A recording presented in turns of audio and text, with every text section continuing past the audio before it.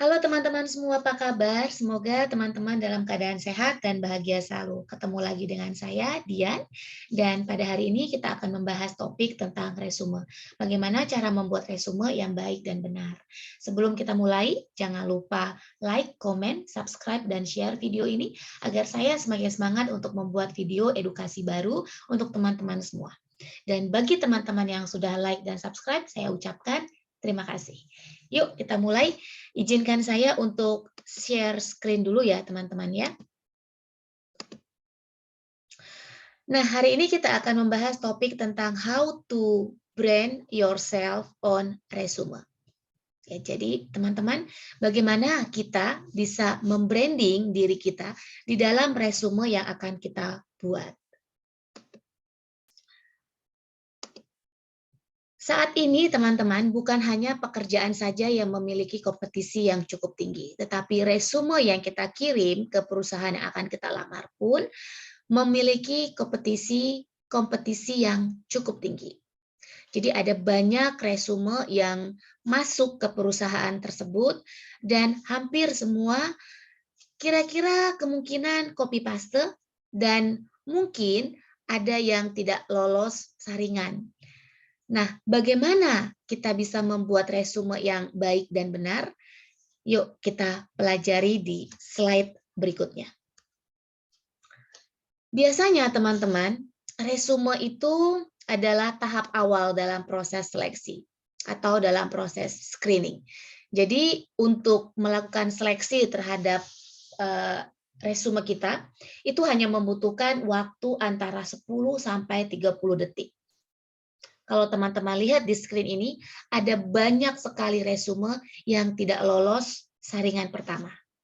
Jadi kalau resume teman-teman tidak lolos saringan, maka sudah pasti untuk next step teman-teman tidak akan ikut lagi. Ya, jadi bagaimana agar resume yang teman-teman tulis itu bisa lolos saringan di durasi waktu 10 sampai 30 detik ini. Teman-teman, kita harus impress, be the unique applicant. Oke, jadi kita harus menjadi seseorang yang memiliki keunikan di dalam melamar pekerjaan, di dalam menulis resume kita. Ini adalah konteks yang umum, ya. Jadi ada nama di atas, lalu ada alamat email, objektif, education, work experience, extracurricular activities. Ini adalah konsep yang umum digunakan oleh banyak orang, ya. Nah, tapi kira-kira apa yang teman-teman lihat dari resume ini? Menarik nggak? Kita bedakan resume dengan kurikulum vitae atau CV ya. Saat ini kita membahas tentang resume. Jadi ada perbedaan antara resume dengan CV. Kalau resume itu konteksnya singkat, jelas, dan padat. Tapi kalau CV dia bisa berlembar-lembar. Kalau resume itu hanya maksimal 2 halaman. Tapi kalau CV dia bisa banyak, bisa berhalaman-halaman. Nah, hari ini kita akan membahas tentang resume. Nah, kalau teman-teman lihat resume yang ada di screen saya, kira-kira apa yang teman-teman rasakan? Menarikkah resume ini? Atau cukup powerful-kah resume ini? Atau kurang menarik dan kurang powerful? Tetapi inilah contoh resume yang sering kita copy dan paste ke resume kita, yang umum kita gunakan, ya.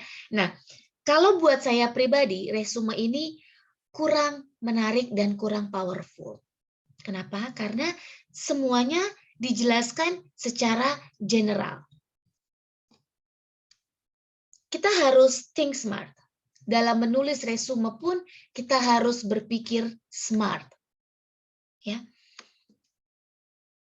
Coba bandingkan dengan resume yang ada di monitor saya saat ini.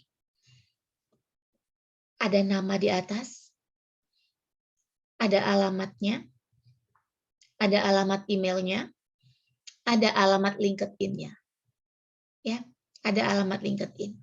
Lalu ada target posisi yang mau dilamar, lalu ada brand statement. Jadi Ali Abdurrahman ini target posisi yang mau dia lamar adalah HR generalist. Your brand statement-nya adalah helping companies hire the best talent. Oke, jadi karena dia melamar seorang HR untuk posisi HR, jadi tugasnya HR itu apa? Oh, untuk helping companies hire the best talents. Ya, untuk menemukan the best talents buat company. Ini adalah tugas pokok daripada seorang HR. Nah, lalu di sini Ali Abdurrahman menuliskan career summary-nya dia. Ya, jadi dia katakan di sini bahwa I'm passionate about the career coaching personal branding field since the first day I knew about it. Since that day, I took my first step to be a trainer. I have learned coaching personal branding through self-study plus attending events and lectures about it everywhere. I have helped many people to know how to build their personal brand, interview branding, career planning, LinkedIn profile branding, and resume branding. Nah, kira-kira career summary-nya dia related nggak dengan posisi yang dia lamar? Related nggak dengan brand statement-nya dia? Nah, kalau dibandingkan dengan slide yang sebelumnya, yang ini, kira-kira mana yang lebih powerful? Mana yang lebih menarik? Tentunya yang slide yang ini. Yang ini akan lebih menarik, lebih powerful, karena dia menyebutkan target posisi yang akan dia lamar, dia menyebutkan brand statement-nya dia apa, dan dia juga menyebutkan career summary-nya dia apa. Ya, nah, lalu setelah itu, apa yang harus kita tulis di career summary? Career summary itu nggak perlu panjang, hanya show them what you got in 4 lines. Ceritakan apa yang sudah kita lakukan dalam 4 kalimat atau 1 paragraf. Jadi kita harus menemukan kata yang powerful untuk menggambarkan atau mendeskripsikan career summary kita selama ini untuk posisi yang kita lamar. Jadi misalnya kita melamar posisi HR, atau kita melamar posisi engineering, atau kita melamar posisi sebagai finance, atau kita melamar sebagai posisi accounting, maka career summary yang kita tulis itu harus sesuai dengan posisi yang akan kita lamar. Itu contoh, itu perbedaan antara resume dengan CV. Ya, jadi kalau resume itu dia lebih spesifik, dia lebih spesifik. Jadi kalau kita melamar, misalnya ada seseorang yang memiliki profesi sebagai seorang engineering, lalu mungkin dia mau pindah karir menjadi seorang accounting atau ingin kerja di bank. Berarti di resumenya dia harus menuliskan career summary yang sudah dia capai untuk di posisi yang akan dia lamar. Seperti itu, ya. Nah, lalu career summary itu kita harus berpikir bahwa what you have, apa yang kamu miliki, what makes you unique, apa yang membuat kita ini unik, lalu achievements, apa yang sudah kita capai. Nah, ketiga poin ini, ketiga pertanyaan ini harus kita tuliskan di dalam career summary kita. Jadi what you have, what makes you unique, and what is your achievement. Apa yang sudah kamu capai? Apa pencapaian terbesar kamu selama kamu bekerja di posisi yang akan kamu lamar tersebut? Oke. Nah, lalu experience. Tadi ada career summary, ada experience. What did you do? Apa yang sudah kamu lakukan? Ya. Nah, kalau kita ingin menulis experience, berarti kita harus think about problem, solution, dan result. Oke. Jadi kalau kita punya experience dalam pekerjaan kita, maka harus mengcover ketiga ini. Problem apa yang kita hadapi, solusi apa yang kita berikan, lalu hasilnya seperti apa. Jadi bedakan ya dengan career summary tadi ya. Oke. Jadi ini adalah experience. Jadi pada saat kita menulis experience di resume, kita harus menjelaskan ketiga poin tersebut. Problem, solution, dan result. Sehingga orang yang membaca resume kita tahu bahwa kita adalah orang yang tepat, kita adalah orang yang kompeten untuk mereka hire di posisi tersebut. Oke. Nah, use relevant keyword. Jadi kita harus menggunakan kata-kata yang relevan, kata-kata yang powerful, kata-kata yang benar-benar bisa meyakinkan orang, gitu, ya. Lalu kita harus menghindari apa yang harus kita hindari? Kita harus menghindari referensi yang tidak sesuai, grammatical errors. Kalau kita tulis dalam bahasa Inggris, kita harus perhatikan kalimat yang kita tulis. Lalu typos, ya, mengetiknya, penulisannya, jangan sampai salah. Tadi grammatical errors, grammarnya harus benar. Lalu typo, kita tidak boleh salah menulis.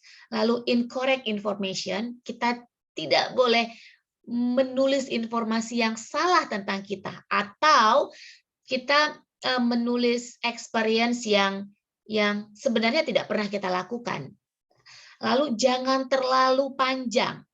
Karena resume itu cukup hanya 2 halaman saja maksimal.